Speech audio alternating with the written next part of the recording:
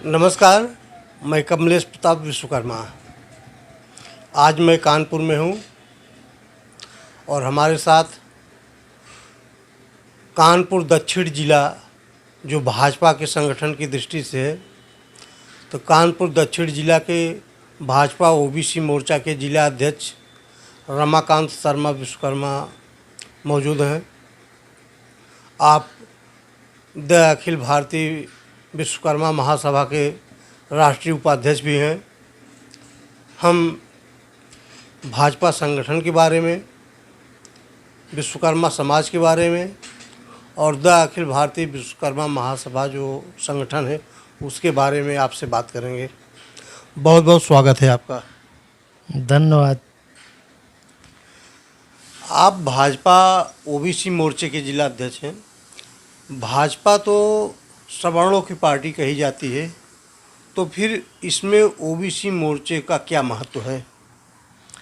सबसे पहले होली के पावन अवसर पर मैं प्रदेशवासियों को और देशवासियों को बहुत बहुत बधाई देता हूँ, हार्दिक शुभकामनाएं देता हूँ।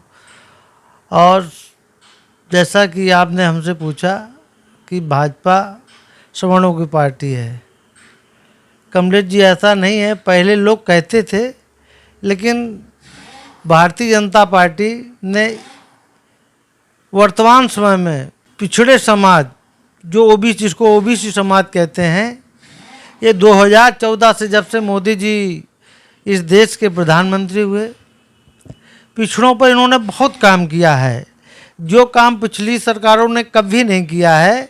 जैसे कि राष्ट्रीय पिछड़ा वर्ग आयोग का दर्जा बनाया इन्होंने, ताकि पिछड़े समाज के लोग वहाँ जाकर के अपनी विचार रख सकते हैं, अपनी बात रख सकते हों। क्योंकि अभी तक की सरकारों ने, किसी ने नहीं सोचा कि पिछड़े समाज के लिए मुझको काम करना है। पिछड़ा समाज के लोग भारतीय जनता पार्टी की सरकार बनने के बाद अपने आप को सशक्त महसूस कर रहे हैं, सुरक्षित महसूस कर रहे हैं। उसके पहले ये समाज बहुत ही दीनहीन दशा में था। मैं देख रहा हूँ भाजपा सरकार में हमारे 3 बार से बनारस के जिला अध्यक्ष हंसराज जी हैं।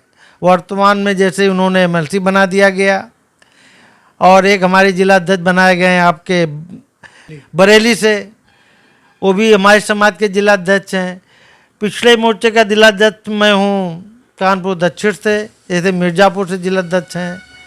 आपके युवा मोर्चा का जिला अध्यक्ष अपना फतेहपुर से हैं। अपना युवा मोर्चा का जिला अध्यक्ष आपके अयोध्या से हैं। और एक हमारे जिला अध्यक्ष यहाँ से क्या कहते हैं, शामली के पास से हैं, है ना। इस तरह से कई जिला अध्यक्ष बनाए गए। भारतीय जनता पार्टी ने समाज को सम्मान देने का काम किया, भारतीय जनता पार्टी ने। और हमारा समाज 2014 से, पहले तो बट जाता था टुकड़ों में, लेकिन 2014 से समाज जो है 90% वोट भारतीय जनता पार्टी के पास जा रहा है, और समाज अपने आप को सुरक्षित महसूस कर रहा है। आप कानपुर में हैं, तो कानपुर में जो ओबीसी की क्या स्थिति है? जैसे कानपुर में मैं देखता हूँ प्रायः यहाँ पर चाहे टिकट का बंटवारा हो या कुछ और हो, संगठन में जिम्मेदारी हो ओबीसी मोर्चे से हट करके, तो यहाँ पर सवर्णों को ही ज़्यादा महत्व दिया जाता है। ओबीसी का मतलब यहाँ पर प्रतिशत क्या है? क्या आबादी कम है क्या? बहुत अच्छा सवाल पूछा आपने कमलेश जी। मैं आपको आपके चैनल के द्वारा बताना चाहता हूँ कि कानपुर महानगर में 110 वार्ड आते हैं, और इन 110 वार्डों में अभी तक की सरकारों ने किसी ने भी एक टिकट देने का काम नहीं किया। लेकिन भारतीय जनता पार्टी ने इस बार हमारे प्रयास से 4 टिकट दिए। समाज हमारा सक्रिय नहीं था। हम एक पार्षद बना सकते हैं जहां आप बैठे हैं, वार्ड 65 से। बाकी एक टिकट मैंने दिलाया वार्ड 51 में, एक वार्ड 68 में दिलाया, और एक चेयरमैन का टिकट घाटमपुर से दिलाया गया। लेकिन कुछ वोट से हमारे रिंकू शर्मा जी चुनाव हार गए। उनका प्रयास बहुत अच्छा रहा, चुनाव बहुत अच्छा लड़े। इस तरह भारतीय जनता पार्टी ने सम्मान न देती तो 4-4 टिकट क्यों मिल पाते।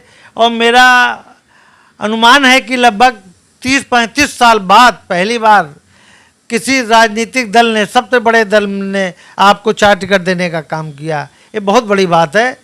और कहने के लिए लोग तो तरह तरह की बातें करते हैं, अपने अपने विचार रखते हैं, लेकिन अगर किसी ने काम किया भारतीय जनता पार्टी ने तो इस बार नगर निगम के चुनाव में 4 टिकट देने का काम किया, बहुत बड़ी बात है। कमलेश जी। रमाकांत जी, आप अखिल भारतीय विश्वकर्मा महासभा से जुड़े हुए हैं, द अखिल भारतीय विश्वकर्मा महासभा के राष्ट्रीय उपाध्यक्ष हैं। अब सभी जानते हैं कि अपने जो राष्ट्रीय अध्यक्ष आदरणीय छेदीलाल जी अब नहीं रहे हम लोगों के बीच में। आज फिर से श्रद्धांजलि अर्पित करता हूँ उन्हें। इस समय अखिल भारतीय विश्वकर्मा महासभा में काम कौन देख रहा है, अध्यक्ष की भूमिका कौन निभा रहा है, कैसे चलेगा वो संगठन और समाज कैसे विकास के रास्ते पर अग्रसर होगा। अखिल भारतीय विश्वकर्मा महासभा हमारा बहुत पुराना संगठन है। ये 1968 से निरंतर पूरे देश में काम कर रहा है।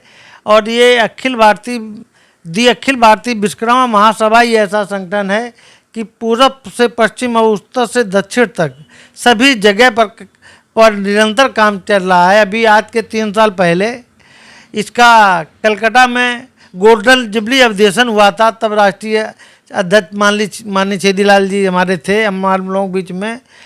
और इसी प्रयास में अभी कुछ समय पहले राष्ट्रीय अध्यक्ष जी हमारे बीच में नहीं रहे, लेकिन उनके बाद द अखिल भारतीय विश्वकर्मा सभा का ये 3 दिन का राष्ट्रीय अधिवेशन भोपाल में रखा गया है।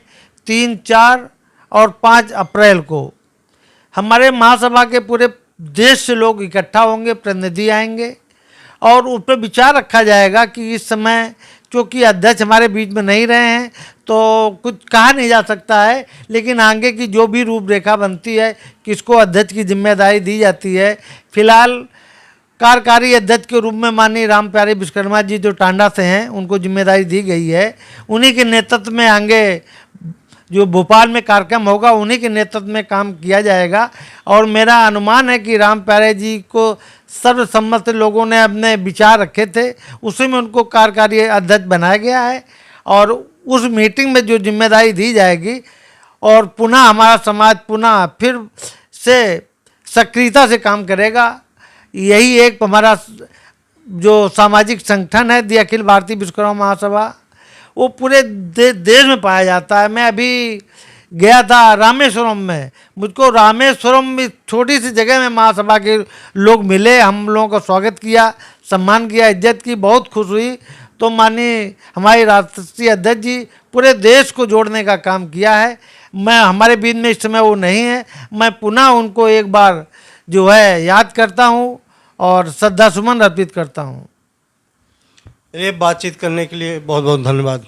धन्यवाद कमलेश जी, आपको भी बहुत बहुत धन्यवाद।